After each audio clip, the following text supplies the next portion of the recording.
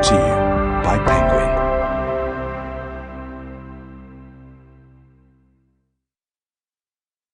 The Bonehunters by Steven Erikson. Performed by Michael Page. To Courtney Welch. Keep the music coming, friend. For all that is made real in this age descending, where heroes leave naught but the iron ring of their names, from bardic throats I stand in this silent heart, yearning the fading beat of lives fallen to dust, and the sifting whisper proclaims glory's passing, as the songs fail in dwindling echoes. For all that is made real, the chambers and halls yawn empty to my cries.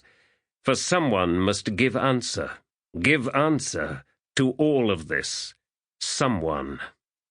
The age descending. Torbora Fathina. Prologue.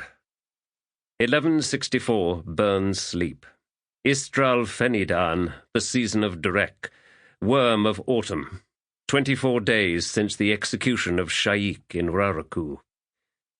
The webs between the towers were visible in glistening sheets far overhead, and the faint wind coming in from the sea shivered the vast threads, so that a mist of rain descended on Kartul city, as it did every morning in the clear season.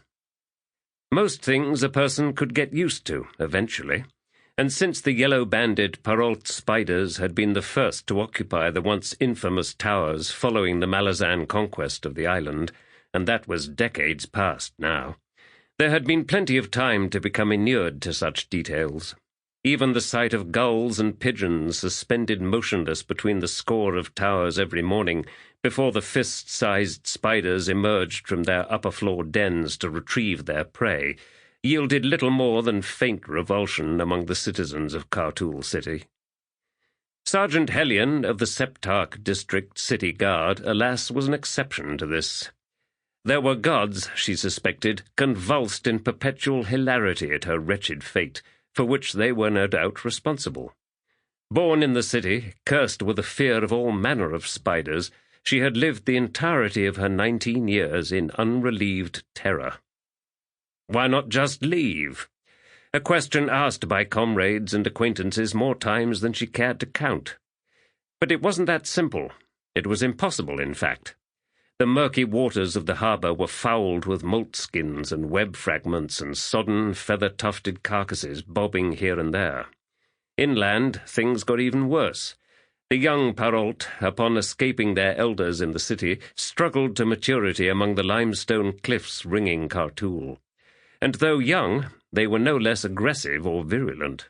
While traders and farmers told her that one could walk the trails and roads all day without encountering a single one, Hellion didn't care. She knew the gods were waiting, just like the spiders.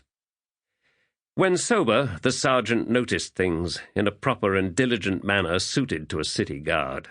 And while she was not consistently drunk, cold sobriety was an invitation to hysteria, so Hellion endeavoured to proceed steadily on the wobbly rope of not quite drunk. Accordingly, she had not known of the odd ship now moored in the free docks, that had arrived before sunrise, its pennons indicating that it had come from Malaz Island.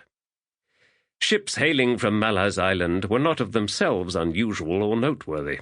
However, autumn had arrived, and the prevailing winds of the clear season made virtually all lanes to the south impossible to navigate for at least the next 2 months. Were things less bleary, she might also have noticed, had she taken the time to head down to the docks, which perhaps could have been managed at sword point, that the ship was not the usual bark or trader, nor a military dromon, but a sleek, gracile thing, styled in a manner not employed in the past 50 years by any shipbuilders of the empire. Arcane carvings adorned the blade-like prow, minuscule shapes detailing serpents and worms, the panels sweeping back along the gunwales almost halfway down the length of the ship. The stern was squared and strangely high, with a side-mounted steering oar. The crew numbered about a dozen, quiet for sailors, and disinclined to leave the ship as it lolled alongside the dock. A lone figure had disembarked as soon as the gang... Sample complete. Ready to continue?